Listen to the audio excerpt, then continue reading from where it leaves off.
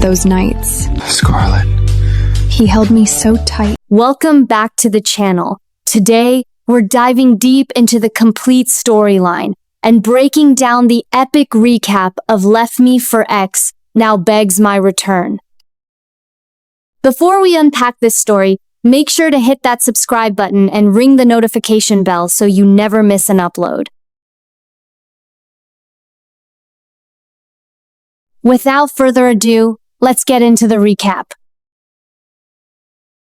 Scarlet was not a warrior. She did not possess the devastating, bone-crushing strength of an alpha, nor the lethal speed of the Vanguard Scouts. But within the Silver Moon Pack, she held a power far more vital and far more rare. She was the pack therapist, a specialized empath whose practice brought in astronomical wealth and secured the psychological stability of the most powerful wolves across 3 territories. Her private clinic, a state-of-the-art facility nestled in the heart of the capital, generated over $50,000 a month. She counseled traumatized veterans, mediated violent disputes between rival alphas, and mended fractured mate bonds. But her greatest project, her most consuming labor of love, was the family she had married into. 6 years ago, the Silver Moon Pack had nearly collapsed. A devastating raid by rogue factions had decimated their businesses, burned their borders, and left the Alpha lineage drowning in a crippling $500,000 debt. When the fires had cleared, Scarlet was the one who stepped into the ashes. She didn't just rebuild the pack, she bought its salvation. She single-handedly paid off the $500,000 debt. She brought $400,000 in liquid assets to her mating ceremony,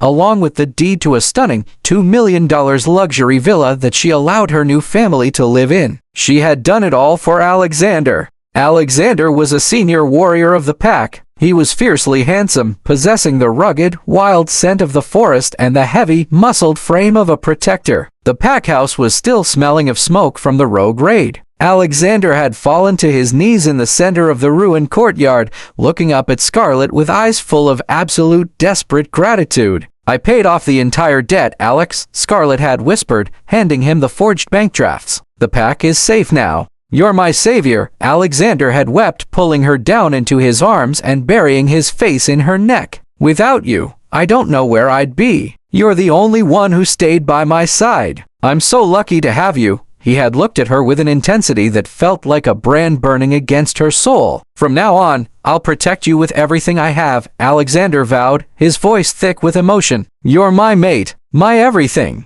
Scarlet knew, even then, that Alexander had accepted her as his mate primarily out of gratitude. The other warriors in the barracks had mocked him behind his back, calling him a gold digger for mating with a civilian provider instead of a fierce she-wolf. But Scarlet's therapy practice was thriving. She understood the mechanics of the mind and the heart. She believed that love could be cultivated. She believed that through years of devotion, companionship, and shared burdens, his gratitude would eventually blossom into true, undeniable love. And so, she poured everything she had into his family. Alexander's parents, James and Sarah, had retired from active pack duties years ago. They lived exclusively in the sprawling guest wing of Scarlet's $2 million villa, surviving entirely on her income. Scarlet gave them a generous $8,000 monthly allowance. She bought them a luxury SUV so they could travel comfortably. When Sarah developed severe arthritis and James was diagnosed with a deteriorating heart condition,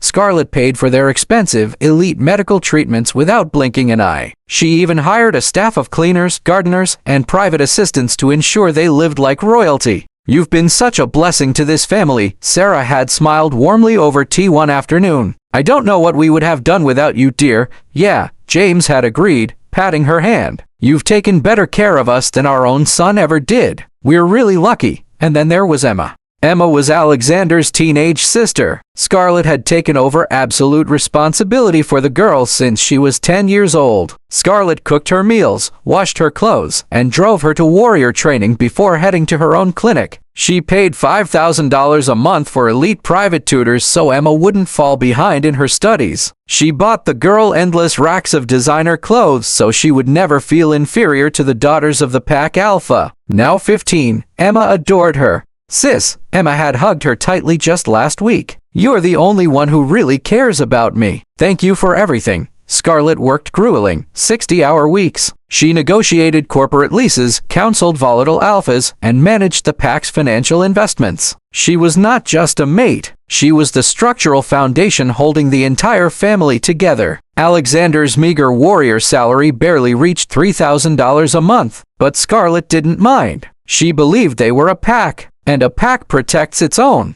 Until the ghost of the past returned. It was rare for Alexander to get time off from his grueling warrior patrols. To celebrate a rare 2-week leave, Scarlett had spent 6 exhausting months planning the perfect family vacation. They were heading to the Northern Territories, a beautiful, pristine wilderness known for its hot springs and ancient forests. But the North was also incredibly dangerous for outsiders. The territories between Silvermoon and the North were fractured and hostile. Scarlett had used all her diplomatic skills and therapy connections to negotiate passage rights. She spent over $20,000 securing permits, paying exorbitant tolls, and most importantly booking 5 spots in a heavily armed, protected convoy that guaranteed safe passage through the lethal neutral zones. "I've never traveled with a protected convoy before," Emma had asked nervously as Scarlett finalized the itinerary in the villa's massive living room. "Is it really that dangerous?" "Don't worry," Scarlett smiled, handing Emma a steaming mug of cocoa. "I upgraded everything. We have heavily armed guards and armored transports. You'll be safe." The extra $15,000 was worth it for your safety. Scarlett was exhausted,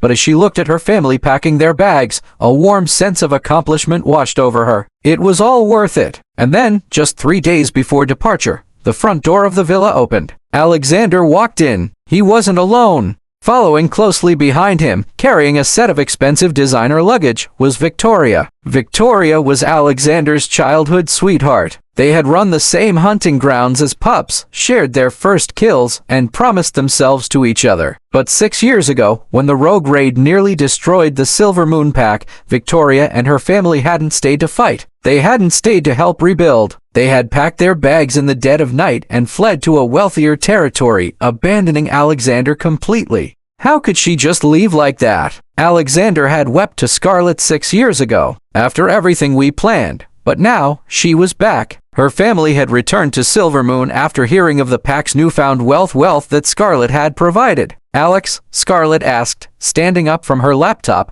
a sudden, cold sense of dread pooling in her stomach. "What's going on?" Alexander avoided her eyes, rubbing the back of his neck awkwardly. "Victoria heard about our trip," Alexander announced, dropping a bombshell that would shatter Scarlett's entire world. "And she wants to join us." Scarlett stared at him, unable to comprehend what she was hearing. "What?" "Alex, I booked this trip 6 months ago. The protected convoy is completely full. We only have 5 spots." "I know," Alexander said, his voice hardening slightly as he finally looked at her. "The convoy is full now. So, you'll have to go through the Shadow Pack territory alone."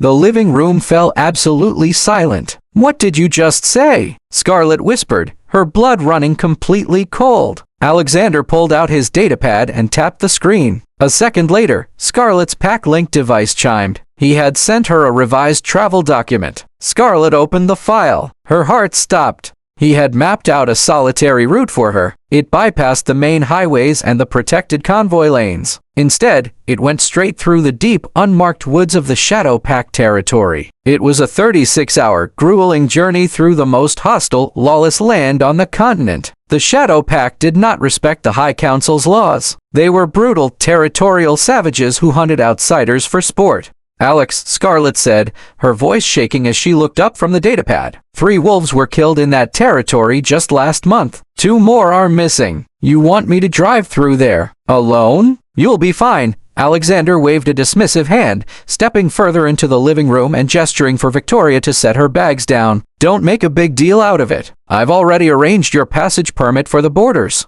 "What do you mean?" Scarlett yelled, her shock rapidly transmuting into furious indignation. "This is supposed to be a family trip, and you're inviting Victoria? Your ex-girlfriend, of course." Alexander shot back, his alpha pride flaring as he defended the intruder. "Victoria wanted to come, so naturally, I had to include her." Scarlett stared at the man she had bought, paid for, and loved for 6 years. "When my own mother wanted to join us last week," Scarlett reminded him, her voice trembling with barely suppressed rage. "What did you say?" "You said, this is a pack-only trip. No outsiders. but the moment Victoria asks, you jump to accommodate her? Alexander's jaw tightened. Victoria isn't like your mother. She's practically pack. More than pack. In my heart, she's always been family. Scarlett felt her claws threatening to emerge, biting into the palms of her hands. Then why am I the one who has to travel alone? Scarlett demanded. I paid for this trip. I secured those convoy spots months ago. The convoy is full, Scarlett, Alexander said coldly, entirely devoid of empathy. I had to cancel your spot to make room for Victoria. You are strong. You can go through Shadow Pact territory on your own.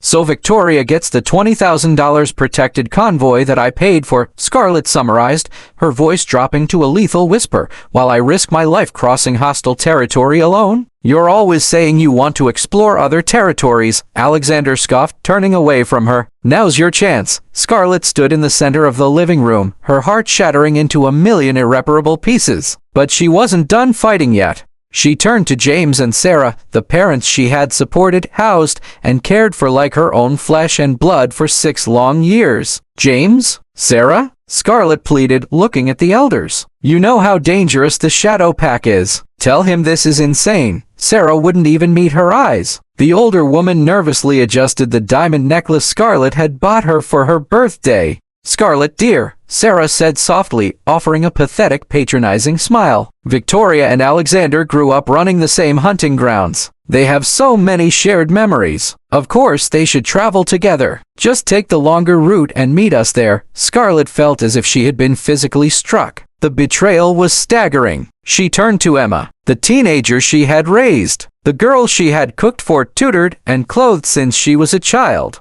Emma, Scarlett asked, her voice cracking. Emma stepped forward, but she didn't walk toward Scarlett. She walked over to Victoria, wrapping her arm possessively around the older woman's waist, hanging on her like a starved puppy. Sister Scarlett, Emma said, mimicking her mother's patronizing tone. Victoria is delicate. She can't handle crossing Shadow Pact territory alone. You're strong and capable. You'll manage. Scarlett stared at the 15-year-old girl. Delicate? Victoria was a fully trained wolf from a wealthy lineage. Scarlett was a civilian therapist. Scarlett looked around the massive, luxurious living room that her blood, sweat, and tears had paid for. The silence was absolute. Not a single member of the family she had built stood up for her. Who is really Pack here? Scarlett thought, the realization crashing over her like a freezing wave. An outsider gets treated better than your pack therapist, your provider. Anyone watching this would think Victoria was your true mate. It's just a different travel route, Alexander sighed, sounding deeply annoyed by Scarlett's resistance. Stop making such a fuss. Victoria is family. She ran with us since we were pups. We can't make her cross hostile territory alone. Make this small sacrifice, Scarlett. Show what it means to be a proper mate. A proper mate, Scarlett repeated silently in her mind.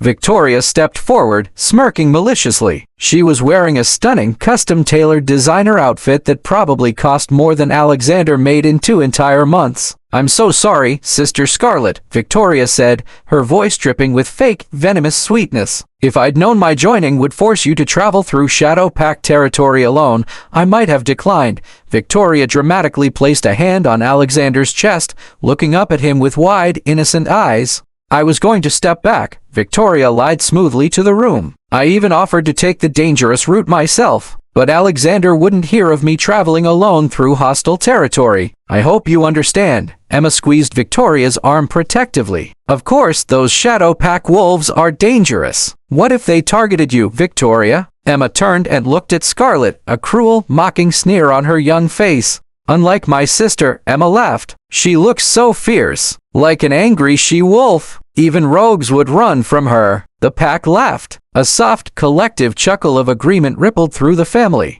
They knew the Shadow Pact territory was deadly. They knew 3 lone wolves had been violently butchered there last month. Yet they were willing to send their pack therapist, their sole provider, into that slaughterhouse without a single thought. Also, the golden boy could ride in luxury with his childhood ex. Scarlett didn't scream. She didn't cry. The profound, soul-shattering trauma of the betrayal triggered something deep within her analytical mind. The empath, the therapist who spent her life fixing broken people, finally realized she was surrounded by parasites who could not be fixed. "How much do you bring to this family each month, Alexander?" Scarlett asked, her voice dropping to a freezing, dead calm. Alexander blinked, caught off guard by the sudden shift in the conversation. That's uncalled for. "Look, I know this isn't ideal, but what choice do we have? I asked you a question," Scarlett demanded, stepping toward him. "How much?" "My monthly contribution is $3,000, Alexander muttered, his alpha pride stinging under the financial reality.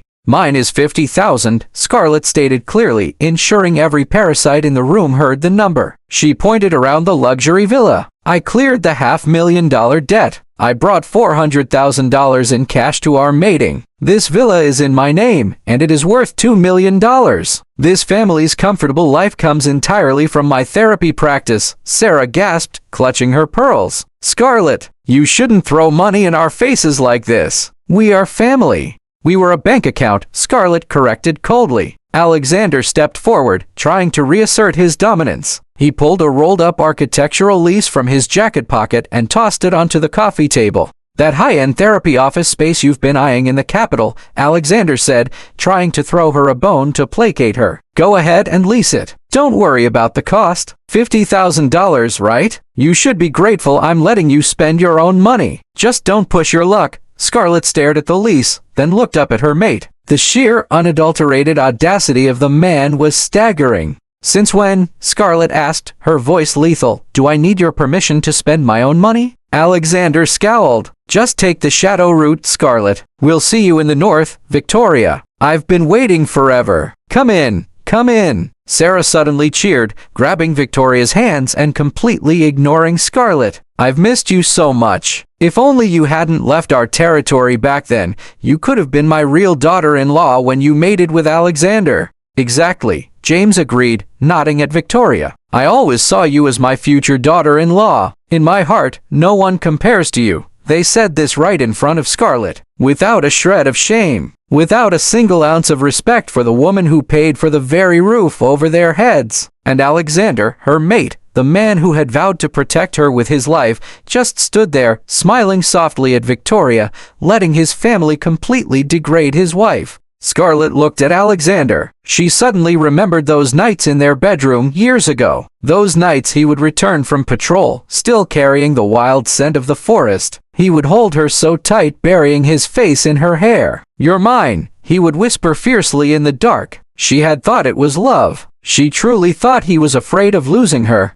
"But now I understand," Scarlett thought, the final illusion shattering into dust. "What he was afraid of losing was never me. It was the money in my pocket." No one noticed as Scarlett quietly picked up her single travel bag. They were too busy fawning over Victoria, discussing the luxurious amenities of the protected convoy Scarlett had paid for. Scarlett walked out the front door of the villa, stepping out into the cool evening air. "I will make every single one of them regret every word they said today," Scarlett swore to herself, her heart turning to absolute ice. "They prefer Victoria so much. Maybe she should support them instead. Let's see how long they last on a failed therapist's income." Alexander had mapped out a 36-hour route for her heading south through the deadly Shadow Pack territory. So, Scarlett got into her armored SUV. She didn't head south. She headed north. She changed her travel plans entirely. She was going to take a 3-month luxury vacation of her own, far away from the Silver Moon Pack. She was going to enjoy herself, and she was going to completely cut off their bank accounts. The parasites were about to learn what it truly meant to survive in the wild. The armored SUV chewed up the miles of asphalt,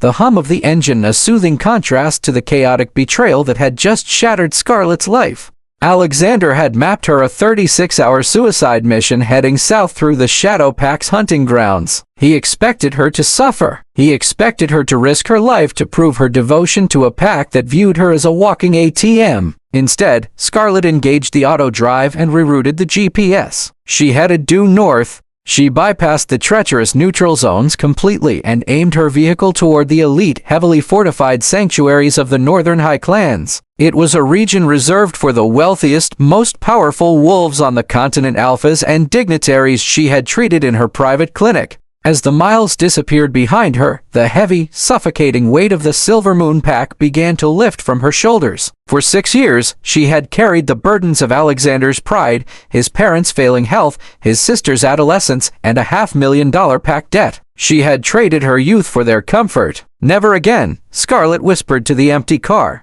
She activated her encrypted communications console built into the dashboard. She didn't call Alexander. She called her wealth manager in the capital. Miss Scarlett, the financial manager answered promptly. How can I assist you tonight? Execute the Alpha protocol on all my personal and business accounts, Scarlett ordered, her voice cold and absolute. Freeze the joint platinum cards assigned to Alexander, James, and Sarah. Cancel Emma's supplementary allowance card. Understood. Shall I leave the emergency funds accessible? No, Scarlett replied firmly. Cut off everything. Terminate the auto pay on the Silver Moon Villa's mortgage. Cancel the gardening and cleaning services effective immediately. Stop the payments to Emma's private tutors and the premium medical subscriptions for James and Sarah. Revoke Alexander's access to my clinic's business accounts. Every single dime that flows from my name to the Silver Moon pack stops tonight. Right away, Miss Scarlett. Is there anything else? Yes, Scarlett said, a hard, triumphant smile finally touching her lips. Book me the Grand Alpha Suite at the Aurora Ice Lodge for the next 3 months. I'm going on a long vacation. It will be done, ma'am. Scarlett ended the call. The financial umbilical cord was officially severed. The parasites were now on their own in the wild. A few hours later, her pack-linked device, the mental and digital connection shared between mates, began to buzz frantically. It was Alexander, likely checking to see if she had crossed the deadly shadow pack borders yet. Scarlett didn't answer. With a simple mental block, a technique she taught her traumatized patients, she completely sealed off the mate bond, plunging Alexander into absolute terrifying silence. 500 miles to the south, the protected convoy was making its first luxury stop near the inland border. The convoy was everything Scarlett had paid for: plush leather seating, armed Vanguard escorts, and catered meals. Alexander, Victoria, James, Sarah, and Emma sat in the VIP transport, laughing and drinking expensive champagne. Oh, Alex, this is incredible. Victoria giggled, leaning heavily against his arm. I haven't traveled in such luxury in years. You really know how to treat a female. Alexander puffed his chest out, his alpha pride swelling. Only the best for you, Victoria. You deserve it after everything you've been through. He conveniently ignored the fact that Scarlett had spent 6 months planning and negotiating this exact experience. I'm just so glad you're here, Victoria, Emma chimed in, scrolling through her brand new phone, a phone Scarlett had bought her. Sister Scarlett is always so stressed and boring. You're actually fun. The transport pulled into a lavish, neutral territory resort for a scheduled refueling and dinner stop. The family disembarked, walking into the 5-star restaurant with the arrogance of royalty. They ordered the most expensive cuts of imported meat, rare wines, and lavish desserts. Victoria ordered an imported truffle dish that cost more than Alexander's weekly salary. Don't worry about the prices, Alexander boasted loudly to the table. Eat whatever you want. We're on vacation. An hour later, the waiter approached Alexander, holding the leather billfold. The total was nearly $4,000. Alexander casually pulled out the platinum credit card Scarlett had given him for family emergencies and handed it to the waiter without even looking at the receipt. A few minutes passed. The waiter returned, looking incredibly uncomfortable. Sir, the waiter said quietly, clearing his throat. I'm sorry, but this card has been declined.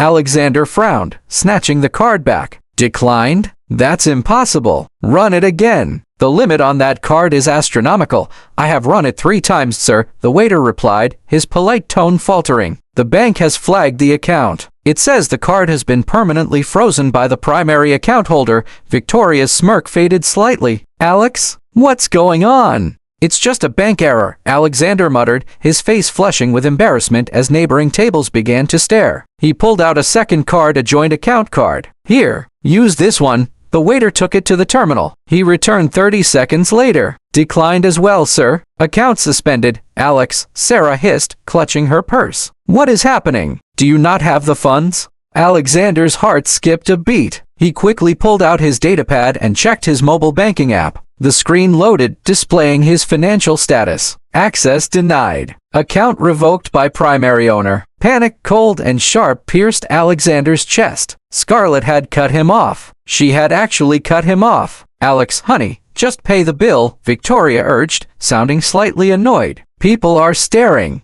I can't, Alexander whispered, the humiliating reality crashing down on him. He looked at Victoria, the wealthy childhood sweetheart. Victoria, can you cover this? I'll transfer you the money when we figure out this bank error. Victoria's eyes widened in genuine panic. Her designer clothes were bought on credit. Her family had returned to Silvermoon precisely because they were completely broke after a series of failed investments. She had assumed Alexander was wealthy because of the lifestyle he paraded. I didn't bring my main cards, Victoria lied poorly, her face turning pale. I thought you were taking care of everything, Alex. You said I was your guest. I am. Alexander panicked. He turned to his parents. Dad, Mom, use your emergency cards. James pulled out his card. The waiter ran it. Declined. Emma's allowance card. Declined. The entire family sat frozen in the five-star restaurant, surrounded by thousands of dollars of half-eaten luxury food, with absolutely $0 to their name. Sir, the waiter said, signaling the massive, heavily armed neutral territory security guard standing near the exit. If you cannot pay for your meal, we will have to detain you and contact the local alpha. Alexander was forced to pawn his ceremonial warrior's dagger and his mother's diamond necklace, the very necklace Scarlett had bought her just to pay the restaurant bill and avoid being thrown into a neutral zone prison. When they finally returned to the convoy transport in absolute disgrace, the luxurious atmosphere had completely evaporated. How could she do this? Sarah shrieked, clutching her bare neck where the necklace used to sit. She canceled our cards. That ungrateful, spiteful woman. She left us stranded. Emma cried, looking at her phone. My data plan just got shut off. I can't even post to my pack feed. Alexander was furious. His alpha pride had been publicly dismantled. He closed his eyes and pushed violently into the mate bond, trying to reach Scarlett's mind. Scarlett! Alexander roared through the mental link. What the hell are you playing at? Unfreeze the accounts right now. You are humiliating my family. Silence. He pushed harder, using his dominant warrior aura to try and force a connection.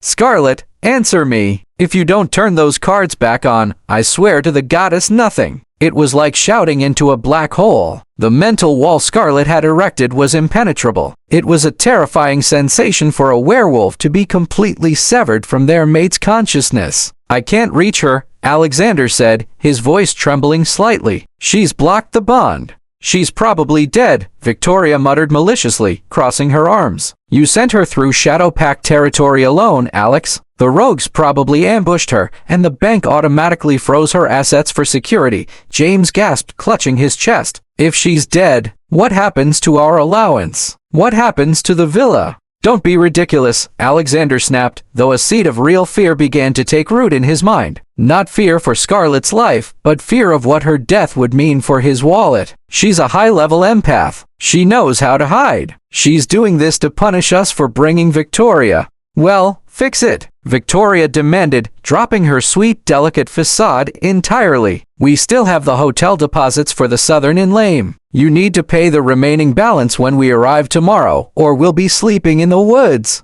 I don't have the money, Victoria. Alexander finally yelled, the pressure breaking his temper. My salary is $3,000 a month, and it doesn't drop until next week. Scarlett pays for everything. The silence in the transport was deafening. The grand illusion of Alexander's alpha provider status was completely shattered. He was a pauper playing king with his wife's gold, and the gold had just vanished. Over the next 3 months, while Scarlett drank spiced cider under the spectacular glowing auroras of the Northern Territories, reading books and expanding her private therapy network among the Northern elites, the Silvermoon family descended into an absolute humiliating hell. Without Scarlett's money, the vacation to the Southern and Lame ended on day 2. Unable to pay the resort fees, the convoy company unceremoniously dumped Alexander, Victoria, and his family on the side of the road at the border. They were forced to hitch a ride in a commercial cargo hauler that smelled of wet livestock just to get back to Silvermoon territory. But returning home offered no salvation. When they pulled up to the $2 million luxury villa, the electronic gates wouldn't open. The security codes had been changed. Alexander was forced to call the PAC's housing authority. "I'm sorry, Alexander," the PAC administrator informed him coldly. Scarlett transferred the deed to a blind trust before she left. "The auto pay on the mortgage stopped. Since you are not the primary owner and you haven't paid the utility fees, the property has been locked down by the bank." "We live here," Sarah wept, banging on the iron gates. "Where are we supposed to go?" They had to move into the standard warrior barracks, a cramped, drafty, two-bedroom concrete apartment designed for bachelor soldiers, not a family of four plus a high-maintenance childhood ex. The luxurious life they had taken for granted imploded overnight. James's expensive heart medication ran out. When he went to the PAC pharmacy, he was told the $2,000 monthly premium hadn't been paid. He was put back on cheap, generic herbs that left him exhausted and bedridden. Emma's elite private tutors quit when their invoices bounced. Without Scarlett to drive her, cook for her, and buy her designer clothes, Emma was subjected to the harsh reality of being a regular PAC teenager. She was mocked by the other girls for wearing the same clothes all week and taking the public PAC bus to training. "I hate this," Emma screamed one evening, throwing her bowl of cheap, watery stew against the wall of the cramped barracks. "I want my old room back. I want Sister Scarlett back. Don't mention her name in this house." Alexander roared, his nerves completely frayed. He had been working double shifts on patrol just to afford groceries, returning home exhausted, smelling of blood and mud, only to be met with constant complaining. And Victoria, the delicate, perfect childhood sweetheart. The moment the money disappeared, her true nature eclipsed the romance. She refused to cook. She refused to help clean the tiny apartment. She spent her days complaining about the smell of the barracks and demanding Alexander fix his financial mess. "I didn't come back to live like a peasant, Alex," Victoria shrieked at him during one of their daily, explosive arguments. "You promised me a life of luxury. You said you were the head of the house." "I am the head of the house," Alexander shouted back. "But Scarlett holds the accounts. She's the one who betrayed us. Then you should have secured her assets before you discarded her." Victoria sneered, looking at him with absolute contempt. "You're a useless alpha. You let a civilian therapist emasculate you." Alexander stared at Victoria, the words hitting him like a physical blow. He remembered Scarlett. He remembered how she never complained about his salary, how she quietly paid off the PAC debt to save his life, how she had organized medical care for his parents, tutored his sister, and built an empire just so he could feel like a king. He had traded a queen who gave him the world for a parasite who demanded it. As the third month of absolute misery approached, the sheer, crushing reality of his mistake finally broke Alexander's stubborn pride. He needed Scarlett back, not just for the money, but because without her, his family was tearing itself apart. He had to find her, beg for her forgiveness, and bring her home before there was nothing left to save. But Scarlett was no longer the desperate, loving mate who had left. She had been reborn in the ice of the north, and she was waiting for them to break. It took 3 agonizing weeks for Alexander to track down his mate's location. Without access to Scarlett's premium tracking software or her vast network of diplomatic contacts, he was reduced to calling in minor favors from low-level border guards and scrolling through the public financial registries of neighboring territories. When he finally found a massive, recurring deposit originating from the elite Aurora Ice Lodge in the Northern Territories, he knew he had found her. "Pack your bags," Alexander ordered his miserable, exhausted family in their cramped, mildew-scented barracks. "We're going north." "To the Northern Territories?" Sarah coughed, wrapping a thin, cheap shawl around her shoulders. "Alex, it's freezing there. And how are we supposed to pay for the transport?" Alexander's jaw tightened. "I took out a high-interest loan from the PAC treasury against my future wages. It's barely enough for 5 coach tickets on a commercial transit hauler. We leave in an hour." Victoria scowled from the tiny, stained sofa, filing her nails with a cheap emery board. "Coach transit? With commoners? Alex, this is humiliating. Just call her and order her to come back. You're her mate. Use the Alpha command." "I can't," Alexander snapped, his patience entirely evaporated. "She sealed the mental bond, Victoria. I can't reach her. If we want our house back, if we want the money back, we have to go to her and bring her home." The journey north was a humiliating descent into the reality of the working class. They sat on hard plastic seats for 24 hours in a rattling transport bus, surrounded by merchants and low-level wolves. Emma complained the entire time about the lack of Wi-Fi. James struggled to breathe in the poorly ventilated cabin. Victoria sat with her arms crossed, refusing to speak to anyone. By the time they arrived at the majestic, towering gates of the Aurora Ice Lodge, they looked like beggars. Their clothes were wrinkled, their hair unwashed, and they carried the distinct, sour scent of desperation. The Aurora Ice Lodge was a masterpiece of northern architecture, built directly into the side of a glittering glacier. Massive ice sculptures flanked the entrance, and the parking lot was filled with heavily armored luxury vehicles belonging to the highest-ranking alphas on the continent. As Alexander and his ragged family approached the entrance, two massive northern guards in heavy fur armor blocked their path, crossing their halberds. "Halt!" the lead guard rumbled, his breath plumbing in the freezing air. "This lodge is for VIP dignitaries and invited guests only. State your business, Southerners." Alexander drew himself up to his full height, trying to project the dominance he had lost. "I am Alexander, senior warrior of the Silver Moon Pack. I am here for my mate, Scarlet." The guards exchanged a look. The name Scarlet commanded absolute respect in the North. In just 3 months, she had become the personal psychological counselor to the Northern Alpha King himself, resolving a century-old generational trauma within the royal lineage. She was revered here as a savior. "Wait here," the guard ordered coldly. 10 minutes later, the massive glass doors slid open. Alexander's breath caught in his throat. Scarlet stepped out into the freezing courtyard, flanked by an escort of 4 elite Northern Vanguard warriors who treated her with the deference of royalty. She looked absolutely breathtaking. The exhausted, stressed-out provider who used to run around in practical scrubs and messy buns was gone. She wore a stunning, floor-length coat of pure, ethically sourced silver fox fur. Her hair cascaded in dark, glossy waves over her shoulders. Her skin was glowing, untouched by the suffocating stress of the silver moon parasites. She radiated absolute power, wealth, and an icy, untouchable calm.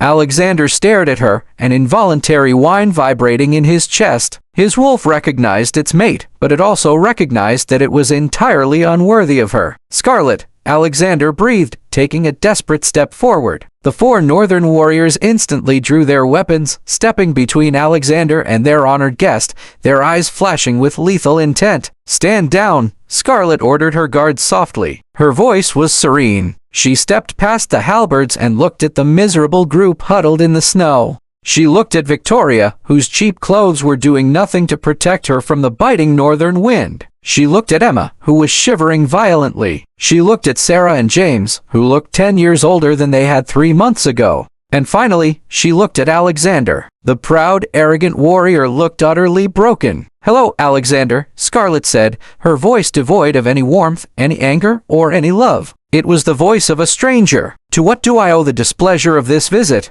"Scarlet, please," Alexander begged, the alpha pride completely dissolving under the sheer force of her presence. "You have to come home. You made your point. You punished us. Now please, unfreeze the accounts. We lost the villa. We're living in the barracks. My parents are sick." Sarah pushed her way forward, tears streaming down her face. "Scarlet, my sweet girl, please. My arthritis is killing me." James's heart. "We can't afford the medication. How could you abandon your family like this?" "My family?" Scarlet tilted her head, a cold, razor-sharp smile touching her lips. "I don't recall having a family. I recall having a group of dependents who preferred the company of an outsider over the woman who paid their bills." Emma began to sob, her teenage arrogance entirely broken. "Sister Scarlet, I'm sorry. Please come back. Everyone at school makes fun of me. I want my old room back. I hate Victoria." "Excuse me," Victoria shrieked, turning on the teenager. She looked back at Scarlet, trying desperately to salvage her own pride. "You're acting like a tyrant, Scarlet. You abandoned your mate duties out of petty jealousy. You forced us to suffer." Scarlet's eyes locked onto Victoria. The temperature in the courtyard seemed to drop another 10 degrees.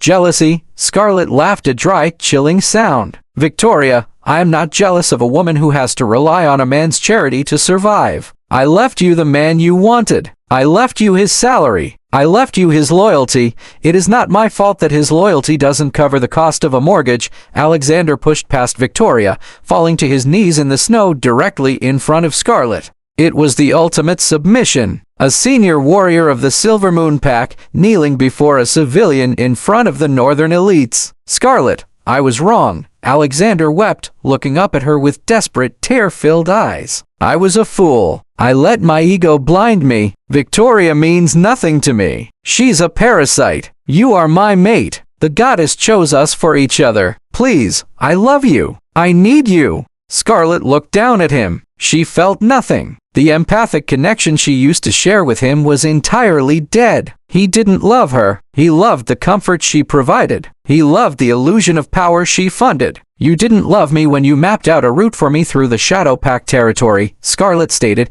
her voice echoing clearly across the courtyard. Alexander flinched as if she had struck him with a whip. You knew 3 wolves had been butchered there, Scarlet continued, her voice rising, merciless and absolute. You knew I was a civilian. You canceled my spot in the protected convoy, the spot I paid for with my own blood and sweat, and you gave it to your ex-girlfriend. You sent me into a slaughterhouse, Alexander. You expected me to die so you could inherit my wealth without the burden of my presence. No, Alexander panicked, shaking his head violently. No, Scarlet. I swear I didn't think it was that dangerous. I thought you could handle it. I swear. You are a liar, Scarlet said simply. She turned away from him, pulling a thick legal dossier from inside her silver fox coat. She dropped it into the snow directly in front of his knees. What is this? Alexander choked out, staring at the documents. That is a legal notice from the High Council, Scarlet declared, her voice ringing with absolute, unbreakable authority. Did you really think the $500,000 pack debt was just magically erased 6 years ago, Alexander? Alexander's face turned paper white.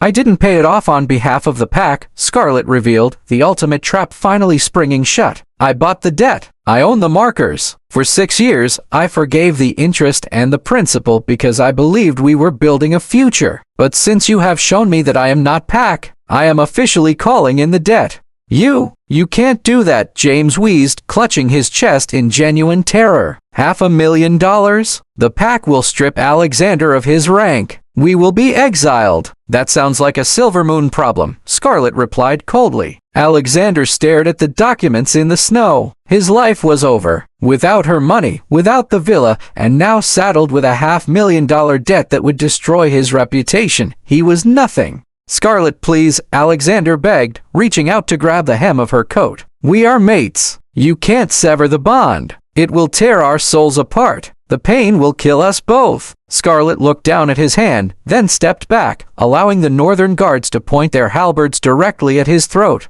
The pain of a severed bond only hurts those who actually care, Alexander, Scarlet whispered, her eyes flashing with a terrifying golden light. She stood tall, looking out over the miserable, pathetic remnants of the family that had used her and discarded her. She drew in a deep breath of the freezing northern air, gathering the full, terrifying power of an empath who had finally chosen to protect herself. I, Scarlet, pack therapist and sovereign of my own blood. Scarlet's voice echoed through the courtyard, loud enough for the very mountains to hear. It was the ancient, formal rite of severance. Do hereby reject you, Alexander of the Silver Moon Pack. I reject your mark. I reject your spirit. I return you to the ashes from which I pulled you. No, Alexander screamed, clutching his chest as the biological and spiritual tether between them violently snapped. The agony hit him like a physical blow, driving him face first into the snow. He writhed in torment, gasping for air as his wolf howled in absolute, irreversible devastation.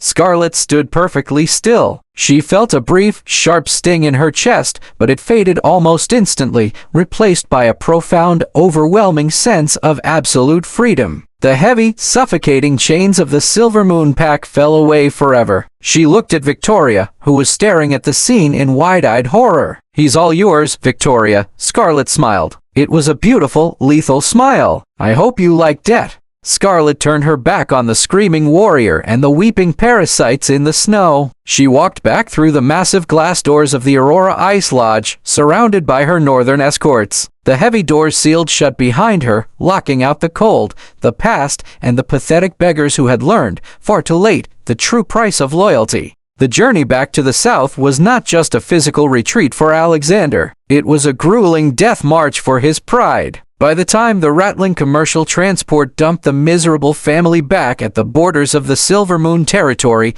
the news of Scarlet's financial execution had already spread through the pack like wildfire. The Pack Alpha, a ruthless man who tolerated no weakness, had received a legal notice regarding the $500,000 debt Scarlet had called in. When Alexander trudged through the mud toward the warrior barracks, two massive Vanguard enforcers were waiting for him. Alexander, the lead enforcer, growled, crossing his arms. The Alpha has reviewed the debt markers held by the Northern Sovereign. You brought a $500,000 liability upon this pack because you couldn't control your own household. I can fix this, Alexander stammered, his clothes stained, his spirit completely broken from the severed bond. He looked physically ill, the biological trauma of Scarlet's rejection leaving him hollowed out and pale. You will, the enforcer stated coldly. He stepped forward and brutally ripped the senior warrior insignia off Alexander's leather jacket. You are hereby stripped of your rank. You are demoted to the Omega labor force. Every dime you earn scrubbing the slaughterhouses will go directly to the pack treasury until the debt is paid. Sarah let out a piercing wail, collapsing into the mud. James clutched his failing heart, leaning heavily against Emma, who looked at her brother with absolute, terrified resentment. Victoria didn't scream. She didn't cry. She looked at the rusted, filthy slaughterhouse in the distance, then looked at Alexander, the man who had just been reduced to a literal slave to pay off his ex-wife's vengeance. Without a single word, Victoria turned on her heel, picked up her single remaining designer bag, and walked away. Victoria, Alexander gasped, reaching a desperate, trembling hand toward her. Where are you going? We are supposed to be together. Your family. Victoria paused, looking over her shoulder with an expression of pure, unadulterated disgust. I came back for a senior warrior who promised me the world, Alex, Victoria sneered, her true, parasitic nature fully unmasked. I didn't come back to scrub floors with an Omega. Have a nice life. She walked down the muddy road, looking for a new, wealthier target, leaving Alexander to sink to his knees in the freezing rain, surrounded by the weeping family he had destroyed. The grand illusion of his alpha dominance was completely washed away, leaving nothing but a lifetime of backbreaking labor and the haunting, agonizing memory of the queen he had thrown away. 3 years later, the northern territories were bathed in the ethereal, glowing light of the winter auroras. Inside the grand, crystalline halls of the Northern Royal Court, the atmosphere was electric with celebration. The Northern Alpha King sat upon his throne, raising a massive goblet of spiced wine. To the sovereign of the mind, the king roared, his voice echoing off the vaulted ice ceilings. To the woman who healed our veterans, united our fractured clans, and brought peace to the north. To Scarlet. The grand hall erupted into deafening cheers. Hundreds of the most powerful, elite wolves on the continent raised their glasses, howling their respect for the woman sitting at the right hand of the king. Scarlet smiled, raising her own crystal glass. She was no longer just a pack therapist. She had built a sprawling, multi-territory psychological and diplomatic empire. She had constructed a towering, state-of-the-art wellness sanctuary in the heart of the capital, employing dozens of empaths and healers. She was wealthy beyond comprehension, respected globally, and completely, wonderfully free. The heavy, gilded doors of the grand hall opened. A towering northern commander, clad in immaculate silver armor, walked into the room. It was Kellen, the supreme commander of the Northern Vanguard. He possessed eyes like piercing winter storms and a fiercely devoted heart. He didn't look at the king, nor did he look at the cheering crowds. His eyes were locked entirely on Scarlet. He walked up the crystal stairs, dropping to one knee before her, holding out a breathtaking necklace forged from pure, starlight-infused northern diamonds. My queen, Kellen rumbled, his voice vibrating with a deep, undeniable reverence. The borders are secure. The sanctuary thrives. and my soul belongs entirely to you. Will you do me the absolute honor of accepting me as your mate?" The hall fell dead silent in anticipation. Scarlet looked down at the commander. She remembered the terrified, desperate girl who had tried to buy love with a $500,000 check in the ashes of the Silver Moon Pack. She remembered the pain of being a provider who was never cherished. But as she looked into Kellen's eyes, she saw no greed. She saw no arrogance. She saw a man who worshipped her intellect, protected her peace,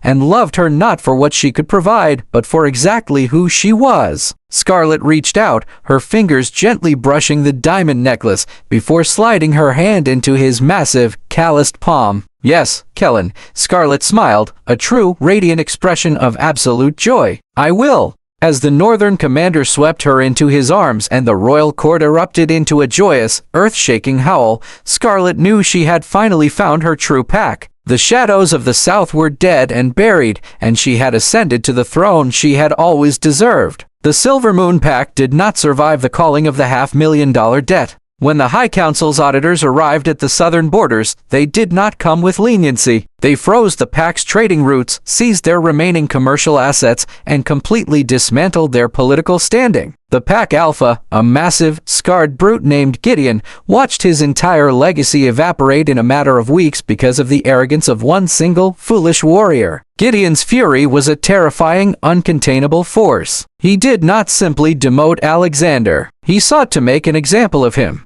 The winter of the 4th year since Scarlet's departure was exceptionally brutal. The winds howled through the decrepit, unheated Omega barracks where Alexander and his family had been banished. Sarah had passed away the previous winter, her body unable to handle the freezing conditions without the premium medical care Scarlet used to provide. James was a hollow shell of a man, barely clinging to life, staring blankly at the frost-covered windows. The heavy iron door of the barracks was violently kicked open. Alpha Gideon stood in the doorway, flanked by his vanguard enforcers. He held a thick, rusted iron chain in his massive fist. "Get up!" Alexander, Gideon snarled, his voice vibrating with lethal intent. Alexander, dressed in thin, filthy rags, his face gaunt and covered in the grime of the slaughterhouses, scrambled to his feet. He trembled violently, not just from the biting cold, but from the absolute, crushing terror of his Alpha. The man who had once proudly paraded in luxury transports on Scarlet's dime was now nothing more than a shivering slave.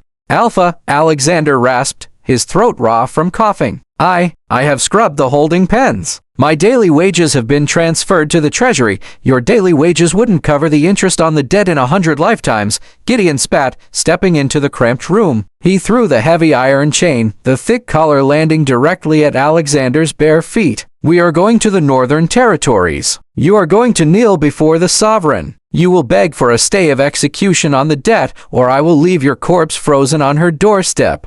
Emma, now 19 years old and entirely stripped of her teenage arrogance, huddled in the corner of the room. Her designer clothes had long since rotted away, replaced by coarse, oversized wool sweaters. Her hands were blistered from washing the Pack's laundry. "Alpha, please," Emma wept, crawling forward. "Take me with you, please. Sister Scarlet loved me. I was her favorite. If she sees me, she might forgive the debt. Please let me see her." Gideon looked down at the desperate, broken girl. He sneered, a cruel, calculating glint in his eye. "Fine," Gideon barked. The sovereign was an empath. Maybe the sight of the pup she raised groveling in the snow will soften her heart. "Put the collar on your brother, girl. We march north." The journey was not a luxury vacation. There were no armored convoys, no VIP lounges, and no expensive champagne. Alpha Gideon rode in the heated cabin of an armored transport, while Alexander was forced to travel in the uninsulated cargo hold, shivering uncontrollably as the freezing northern winds cut through his thin rags. Emma huddled beside him, her teeth chattering so violently she thought her jaw would snap. Neither of them spoke. There was nothing left to say. Alexander closed his eyes, the rhythmic thumping of the transport's tires over the icy roads agonizingly reminiscent of the journey he had taken with Victoria 4 years ago. Victoria! The name tasted like ash in his mouth. The woman who had sworn she loved him, the woman who had demanded the world from him, had vanished the moment the gold ran dry. She had left him in the mud without a second glance. He had traded a diamond for a worthless stone, and now the weight of that stone was drowning him. When the transport finally ground to a halt, the heavy cargo doors were thrown open. Alexander and Emma were violently shoved out into the blinding, freezing snow. They stumbled and fell to their knees. When they finally looked up, the sheer, unfathomable majesty of the Northern Royal Court loomed before them. It was a sprawling fortress carved entirely from glacial ice and enchanted white stone, glowing with an ethereal, bioluminescent blue light. Towering spires pierced the heavy winter clouds, and massive, armored dire wolves patrolled the battlements. It was a kingdom, and Scarlet was its queen. "Move," Gideon ordered, pulling the heavy iron chain attached to Alexander's neck. Alexander stumbled forward, his bare, frostbitten feet leaving bloody footprints in the pristine white snow. Emma followed closely behind, weeping silently as she looked at the towering, impossible wealth that her sister now commanded. She remembered throwing a bowl of stew against the wall, demanding Scarlet return to serve her. The memory made her physically sick with shame. They approached the massive, towering gates of the grand sanctuary. Dozens of elite northern guards, clad in gleaming silver armor, leveled their heavy halberds at the approaching southerners. "I am Alpha Gideon of the Silver Moon Pack," Gideon shouted, raising his hands to show he was unarmed. "I come seeking an audience with the Sovereign of the Mind. I bring the architect of her pain to face her judgment." The guards did not flinch. They stood like statues of ice. A long, agonizing silence stretched across the frozen courtyard. The wind howled, biting into Alexander's exposed skin. Then, the massive, 50-foot crystalline doors slowly began to groan open. The interior of the grand hall was breathtaking. Thousands of floating, bioluminescent orbs illuminated the vaulted ceilings. A massive, roaring hearth the size of a house crackled at the far end of the room, casting a warm, golden glow over the polished obsidian floors. But Alexander felt no warmth. His blood was completely frozen as he looked toward the raised dais. Sitting upon a breathtaking throne of carved glacial ice was Scarlet. She wore a gown of midnight blue silk that seemed to absorb the light, draped in heavy, immaculate white furs. A delicate, starlight-infused diamond crown rested upon her dark hair. She was radiant. She was powerful. She was a goddess completely untethered from the mortal miseries of the Silver Moon Pack. Standing rigidly at her right hand, his hand resting casually on the pommel of a massive broadsword, was Kellen, the supreme commander of the North. His terrifying, icy gaze locked onto Alexander, radiating an overwhelming, suffocating aura of lethal protectiveness. "Sovereign," Alpha Gideon announced, dropping to one knee in the center of the hall, an act of supreme submission that shocked Alexander to his core. Gideon yanked the chain, forcing Alexander to collapse face first onto the obsidian floor. Emma immediately dropped to her knees beside him, pressing her forehead against the cold stone, too terrified to even look up. "Speak, Gideon of Silvermoon," Scarlet's voice echoed through the hall. It was calm, melodic, and completely devoid of emotion. "We are broken, Sovereign," Gideon confessed, keeping his head bowed. "The debt you called in has starved our lands. The High Council has frozen our borders. We cannot pay the 500,000. I have brought the traitor Alexander and his kin. I offer them to you. Imprison them, execute them, do with them what you will. I only beg that you release the pack from the financial ruin they caused." Alexander lay on the floor, his face pressed against the cold stone. He waited for Scarlet to scream. He waited for her to gloat, to revel in his utter destruction, to mock the rags he wore. He wanted her to show anger, because anger meant she still felt something for him. "Emma," Scarlet said softly. Emma gasped, her head snapping up. Tears streamed down her frostbitten cheeks. "Sister Scarlet, please. I'm so sorry. I was a stupid, ungrateful child. I miss you so much. Please, take me back. I'll clean your floors. I'll cook your meals. I'll do anything. Just don't send me back to the slums." Scarlet looked at the girl she had raised. Her expression remained perfectly serene, a mask of absolute, professional empathy that lacked any personal attachment. "You are 19 years old now, Emma," Scarlet said, her voice gentle but impossibly distant. "You are an adult. When you were 15, you looked at the woman who fed you, clothed you, and loved you, and you laughed as your brother sent her to die in the Shadow Pact territory. You chose your luxury over my life. I was a child," Emma wailed, crawling a few inches forward before a northern guard slammed the butt of his spear into the floor, freezing her in place. And now you are a woman who must learn the consequences of her choices, Scarlet replied. There is no room in my sanctuary for those who only love the provider when they are hungry. Scarlet shifted her gaze to the shivering, broken man in chains. Alexander, she said. Alexander slowly lifted his head. His eyes were hollow, rimmed with red, tears freezing on his eyelashes. Scarlet, my queen, please, let me die. Just end it. I can't live with the memory of what I threw away. Every day is hell. Please, just kill me. Kellen's grip tightened on his broadsword, ready to sever the Omega's head from his shoulders at a single word from his mate. But Scarlet simply smiled. It was not a smile of malice, but of absolute, serene closure. Kill you? Scarlet asked gently. Why would I kill you, Alexander? To kill you would be an act of passion, and you are nothing to me but a stranger who once held my bags. The words were a localized nuclear strike to Alexander's soul. She didn't hate him. She didn't even care enough to be angry. He was entirely, fundamentally insignificant to her. Alpha Gideon, Scarlet addressed the kneeling giant. Yes, Sovereign, Gideon answered instantly. I will not forgive the debt, Scarlet declared, her voice ringing with the final, absolute judgment of the North. A debt is a contract, and the Silver Moon Pack breached its contract with me. You will pay every single dime. Gideon's shoulders slumped in absolute despair. Then we are destroyed. However, Scarlet continued, raising a single finger. I will restructure the payment plan. You will pay me $1,000 a month. For the next 50 years, Gideon's head snapped up, utter bewilderment crossing his scarred face. 1,000 a month? Sovereign, that is a fraction of our revenue. We can survive that. The pack will survive. Yes, Scarlet agreed smoothly. The pack will survive. But the payment must come exclusively from the wages of your Omega labor force. Specifically, Alexander. Alexander's eyes widened in sheer horror. He will scrub the slaughterhouses, he will clean the holding pens, and he will work in the mud for the rest of his natural life, Scarlet decreed, sealing his eternal damnation. And every single day, as his bones ache and his hands bleed,